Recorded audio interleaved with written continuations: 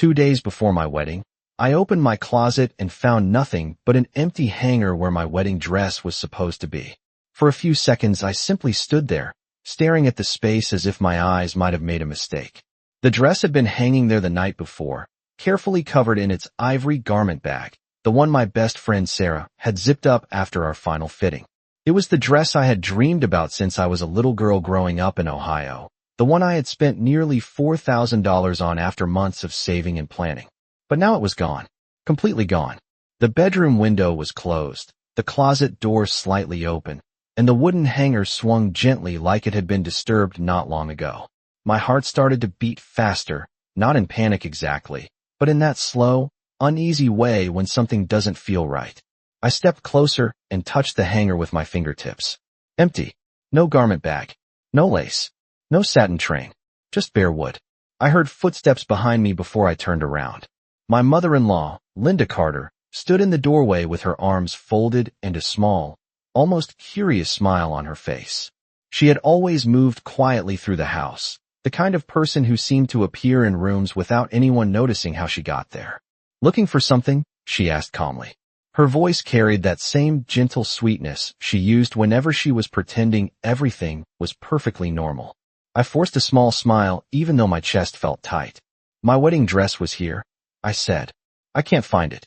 Linda tilted her head slightly, as if considering the situation with polite interest rather than concern. "Oh," she said after a moment. "That's strange." Her eyes drifted past me toward the empty hanger. For a brief second, I noticed something in her expression that I couldn't quite name.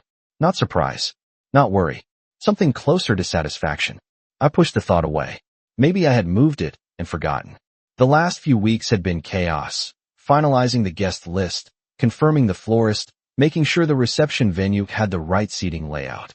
Daniel and I had been juggling 100 small details while trying to keep our normal jobs running. It wouldn't have been impossible for me to accidentally move the dress somewhere else. But still, something felt wrong. Linda stepped a little farther into the room, glancing around the closet as though she were inspecting a small mystery. "Maybe it's a sign," she said lightly. I looked at her. "A sign? You know," she replied with a small shrug. "Sometimes things disappear when they're not meant to be." The words hung in the air longer than they should have. I didn't answer right away. Instead, I turned back toward the closet, slowly scanning the shelves again, even though I already knew the truth. The dress was gone, and for reasons I couldn't explain yet, the person standing behind me seemed far less surprised about it than she should have been. The rest of that morning passed in a strange quiet that felt heavier than any argument could have been. I checked the closet again. I checked the hallway. I even opened the laundry room door, half hoping I had simply moved the dress while cleaning and forgotten about it. But every place I looked told the same silent story. The garment bag was gone. The dress was gone. And the empty hanger was still swinging gently in my closet like it was reminding me that something important had disappeared. Linda did not offer to help search. Instead, she walked downstairs, humming softly as if nothing unusual had happened. From the top of the staircase, I could hear the clink of dishes as she made herself a cup of tea. The normal sound made the situation feel even stranger. I stood there for a moment trying to organize my thoughts. The wedding was in 48 hours. 48 hours. The florist had already confirmed delivery. The reception hall outside Columbus was ready for 120 guests. My cousin Rachel was flying in from Arizona that evening. Everything had been planned down to the smallest detail. Everything except the possibility that my wedding dress could simply vanish. I pulled out my phone and scrolled through my photos until I found the last picture I had taken of the dress. Sarah had snapped it the night before after our final fitting. The soft ivory fabric shimmered under the bedroom light, the lace sleeves delicate and perfect. I remembered how happy I had felt standing in front of the mirror, imagining the moment I would walk down the aisle toward Daniel. Sarah had laughed and said I looked like I had stepped out of a bridal magazine. I had believed her. Now the photo on my screen felt like evidence from another life. Downstairs, I could hear Linda speaking on the phone in a low voice. I could not make out every word, but I heard enough to notice the calm tone she used, the same tone she had used when she stood in my doorway earlier. It was the voice of someone who did not feel worried at all. That thought stayed with me as I slowly walked down the stairs. Linda was sitting at the kitchen table when I entered, her tea steaming gently in front of her. She ended the call, and looked up at me with polite curiosity. "Any luck?" she asked. I shook my head. "No, it is nowhere in the house." Linda took a slow sip of her tea and set the cup down carefully. "Well," she said after a moment, "weddings can make people emotional. Maybe you moved it without remembering." I studied her face while she spoke. Linda had always been very composed, the kind of woman who believed that control was the most important quality a person could have. She had never raised her voice, never shown obvious anger. Instead, she expressed her opinions in quiet comments that sounded harmless if you did not listen closely. Over the past year, I had heard many of those comments. Small ones, subtle ones. Like the afternoon she looked at my engagement ring and said, "Daniel always had expensive taste." Or the time she studied our wedding invitation and suggested that a smaller ceremony might be more appropriate for someone from my background. None of those moments had seemed important at the time. But standing in that kitchen, with the empty hanger still fresh in my mind, those memories began to arrange themselves in a new pattern. A pattern that made the missing dress feel less like an accident and more like the beginning of something else entirely. I spent the rest of the afternoon pretending everything was normal, but the quiet feeling in my chest would not go away. After leaving the kitchen, I walked slowly through the house again, checking every room with careful attention. I opened the guest room closet. Nothing. I checked the hallway coat rack. Nothing. I even looked in the trunk of my car parked in the driveway, just in case I had moved the dress after the fitting and forgotten. The trunk was empty except for a grocery bag and a pair of old running shoes. By the time I walked back inside, the afternoon sun had begun to sink lower through the living room windows, casting long shadows across the hardwood floor. Linda was still in the kitchen, calmly flipping through a magazine like she had nowhere important to be. The house smelled faintly of chamomile tea. I stood in the doorway watching her for a moment. The strange part was not that my dress had disappeared. The strange part was how peaceful she looked. If my future daughter-in-law lost her wedding dress 2 days before the ceremony, I would be frantic trying to help. I would be calling bridal shops, searching the house, offering every solution I could think of. Linda did none of that.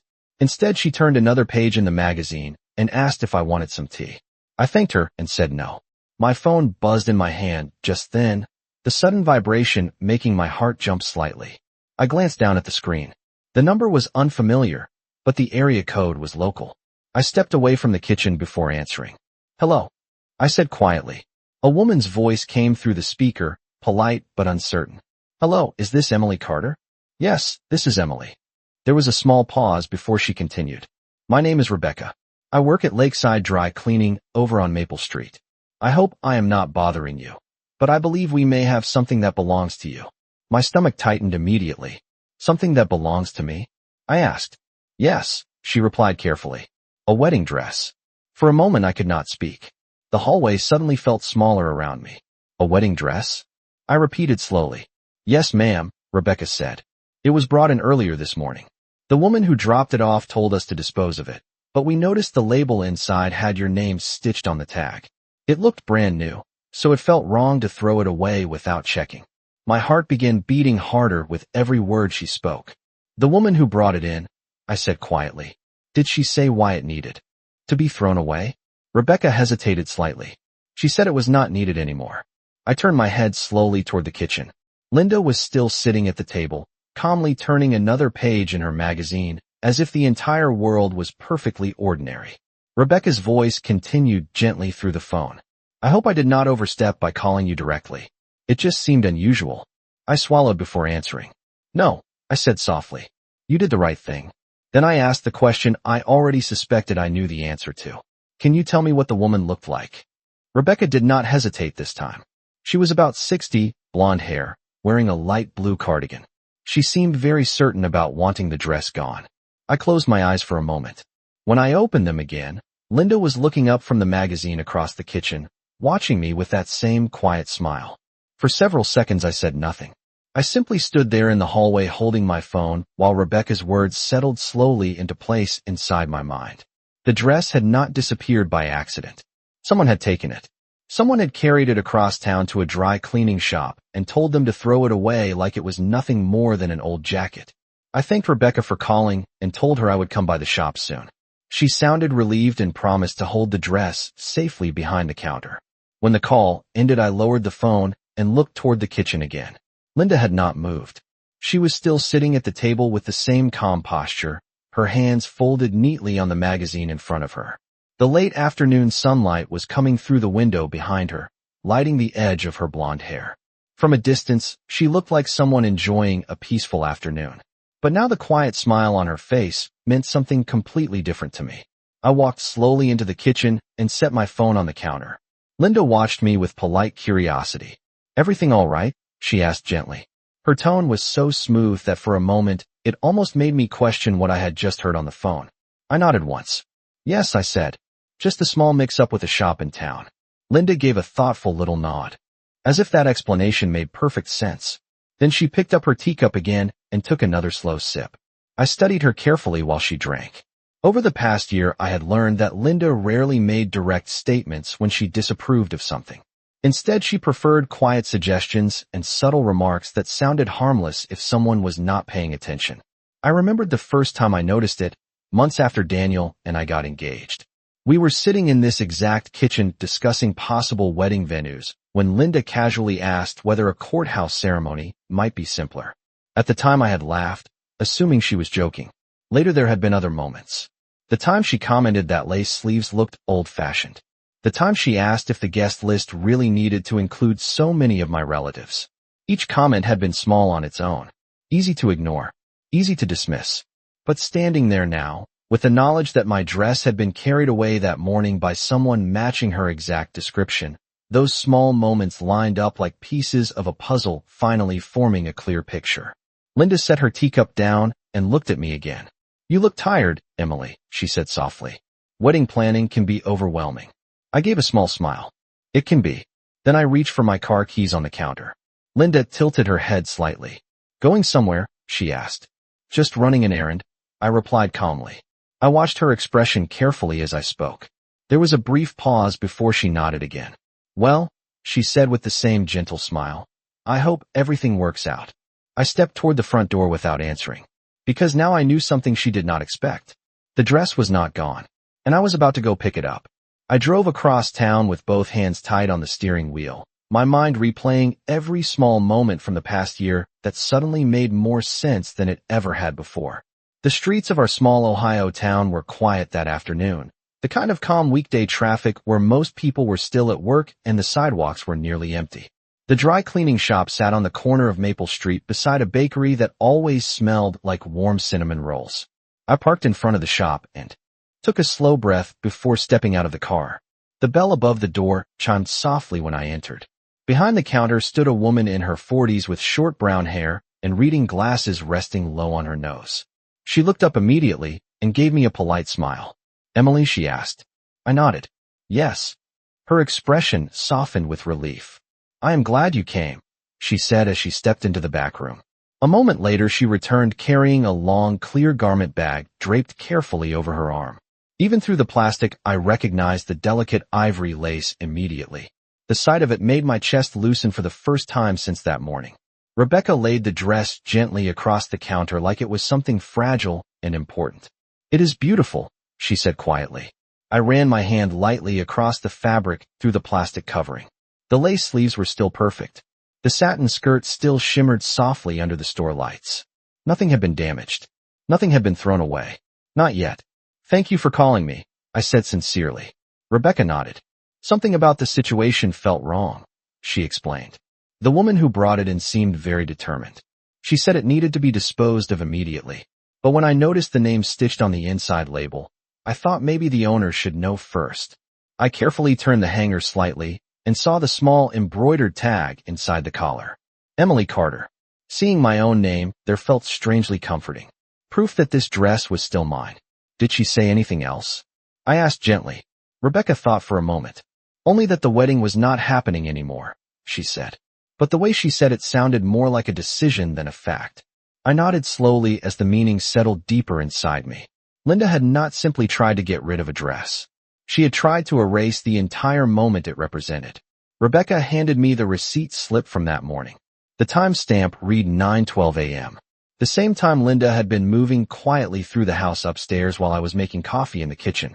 I thanked Rebecca again and carefully carried the garment bag out to my car.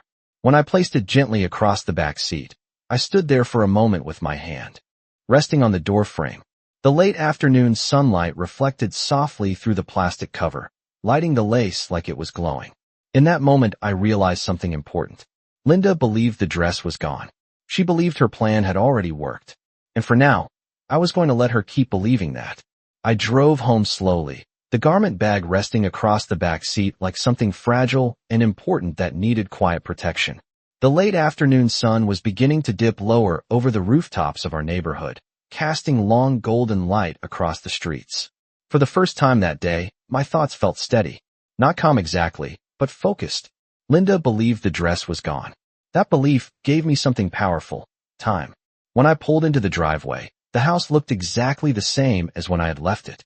The front porch light had been turned on even though it was not yet dark, something Linda always did early in the evening out of habit. I carried the garment bag carefully into the house through the side entrance that led directly to the laundry room. No one saw me. The kitchen was quiet, and I could hear the faint sound of the television coming from the living room. Linda was likely sitting in her usual armchair, watching one of the evening news programs she never missed. I moved quietly down the hallway and slipped into the guest bedroom at the end of the house. Inside the closet, there was a tall storage trunk where we kept extra blankets and winter coats. I laid the garment bag carefully inside and closed the lid. The dress would be safe there. For now, it would remain our secret. After washing my hands in the bathroom, I walked calmly back into the kitchen. Linda looked up from the living room doorway as I entered. "Did your errand go well?" she asked casually. I nodded and reached for a glass of water. "Yes," I said. "Just a quick stop in town." She studied my face for a moment, perhaps searching for some sign of panic or frustration. When she did not find it, she gave a small satisfied nod and turned back toward the television. I realized then that Linda expected to see me unravel slowly over the next day. She expected stress, tears, maybe even the quiet humiliation of admitting the wedding could not continue without the dress. But I felt none of those things now. Instead, I felt something else forming quietly beneath the surface. A plan. Later that evening, Daniel came home from work carrying 2 boxes of decorations he had picked up from the rental company. He kissed my cheek and set the boxes on the dining table. "How are you holding up?" he asked with a warm smile. "Wedding countdown is getting real now." I smiled back and helped him unpack the small white lanterns we planned to place along the ceremony aisle. "Everything is under control," I said calmly. As we arranged the decorations, I noticed Linda watching us from the doorway of the living room. Her expression remained polite and unreadable, but there was a small flicker of anticipation in her eyes. She was waiting for something to collapse. She simply did not know that the one thing she had tried to remove from this wedding was already back in the house. And when the moment came for everyone to see it again, the surprise would not belong to me. The next morning arrived with a quiet stillness that made everything feel strangely suspended in time. Sunlight filtered softly through the kitchen windows as I stood at the counter pouring a cup of coffee. The house smelled faintly of toasted bread and fresh ground beans, the kind of calm morning that usually came with ordinary days. But this day was not ordinary. Tomorrow would be the wedding. One more day? Just one. Linda was already awake, seated at the table with her usual morning newspaper spread neatly in front of her. She glanced up when I entered the room and offered the same pleasant smile she had worn all week. "Good morning, Emily," she said warmly. "Did you sleep well?" I nodded as I stirred sugar into my coffee. "I did," I replied. That answer seemed to surprise her slightly, though she tried not to show it. She had expected something else by now. Stress, panic, perhaps even a conversation where I admitted the ceremony might need to change. But that moment never came. Instead, the morning continued calmly. Daniel came downstairs a few minutes later wearing his running shoes and a gray sweatshirt, his hair still slightly messy from sleep. He kissed my forehead and poured himself a glass of orange juice. "Big rehearsal tonight," he said with an excited grin. "Can you believe the wedding is tomorrow?" I smiled and nodded. It came faster than I expected. Linda folded the newspaper slowly and set it aside. Her eyes moved between us carefully, observing the conversation with quiet interest. "It will be a beautiful ceremony," she said gently. "Everything is ready, I assume." Daniel laughed lightly. "Emily has everything under control. She planned this entire wedding like a professional event coordinator." I glanced toward Linda as he spoke. For For the briefest moment something tightened behind her eyes. A small flicker of disappointment, almost too subtle to notice. But I noticed it. Later that afternoon, the house filled with the familiar sounds of preparation. My cousin Rachel arrived with a suitcase and a bouquet of rehearsal flowers. Sarah stopped by with a box of hair accessories we had ordered weeks earlier. The living room slowly transformed into a temporary planning center filled with ribbons, printed schedules, and half-assembled decorations. Everyone moved around the house with excited energy. Everyone except Linda.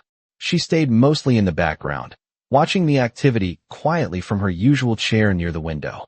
Occasionally, she offered polite comments or suggestions, but her voice carried a faint uncertainty now. She had expected something to be missing, something important. As the evening approached, Daniel and I prepared to leave for the rehearsal dinner at the small event hall near the lake outside town. I walked upstairs to change while the others gathered their coats. In the hallway, I passed Linda near the staircase. She paused and looked at me carefully. "Emily," she said softly, "are you sure everything is ready for tomorrow?" I held her gaze for a moment before answering. "Yes," I said calmly. "Everything is exactly where it needs to be." She studied my face as if trying to read something hidden there. Then she gave a small nod and stepped aside.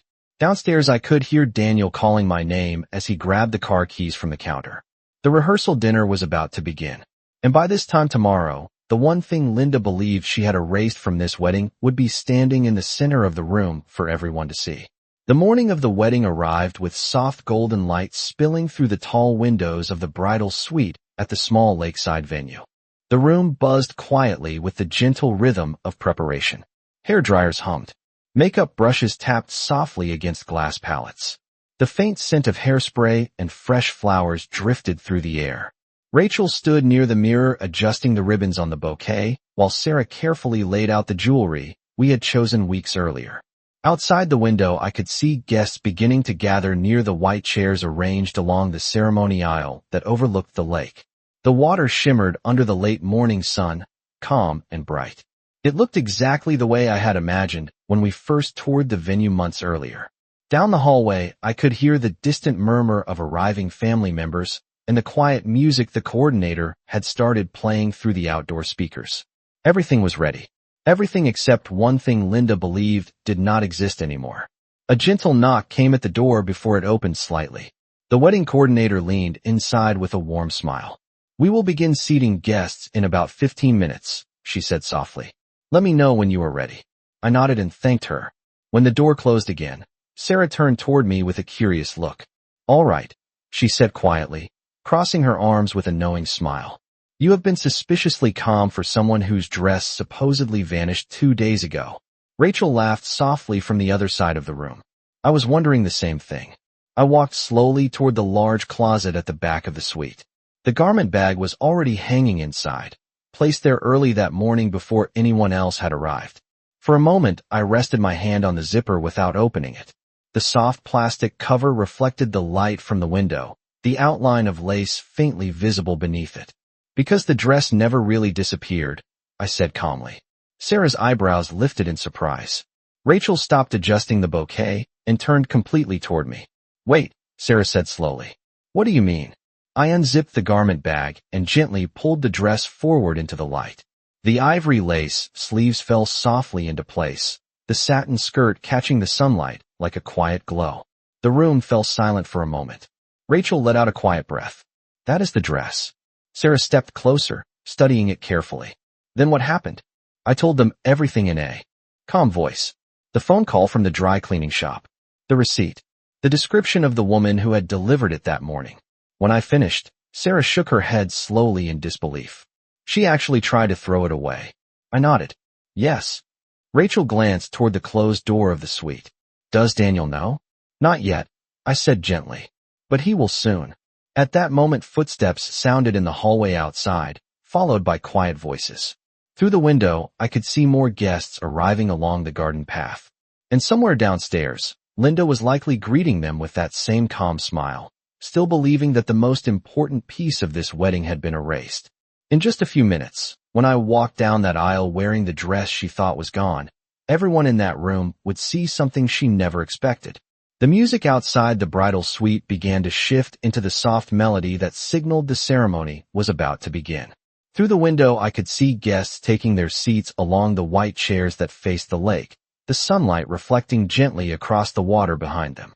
Sarah finished adjusting the small pearl pins in my hair, while Rachel carefully lifted the train of the dress so it would fall perfectly across the floor.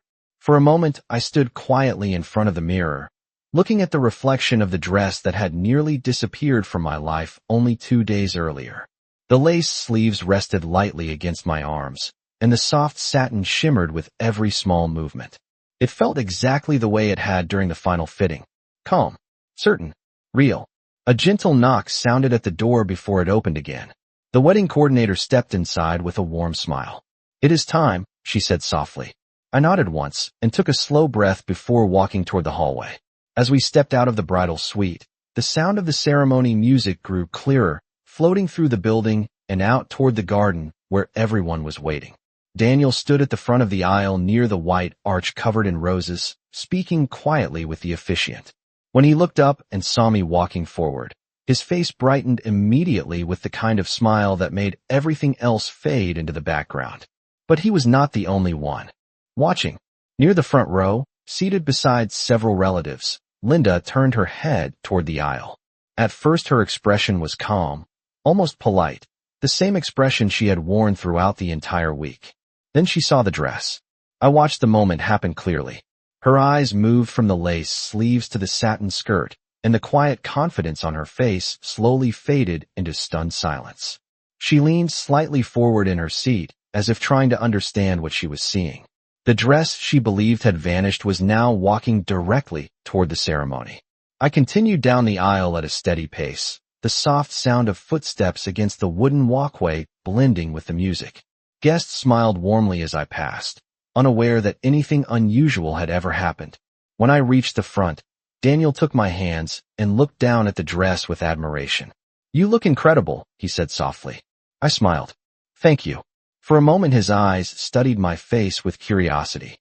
"I thought you said there was a problem with the dress earlier this week." I glanced briefly toward the front row where Linda sat very still, her hands folded tightly in her lap. Then I looked back at Daniel. "It was almost a problem," I said gently. "But someone decided to help me keep it." He looked confused for a second, but the ceremony was already beginning. The officiant welcomed the guests, and the moment moved forward like it was always meant to. The lake shimmered behind us. The wind moved softly through the flowers, and the dress that someone had tried to erase became the center of the entire room. As the ceremony continued, I realized something quiet and important. The wedding had never been about a dress or a plan, or even the perfect schedule we had spent months organizing. It was about standing there with the person who believed in me completely. And sometimes the most powerful answer to someone who tries to take something away is simply showing the world that they never succeeded.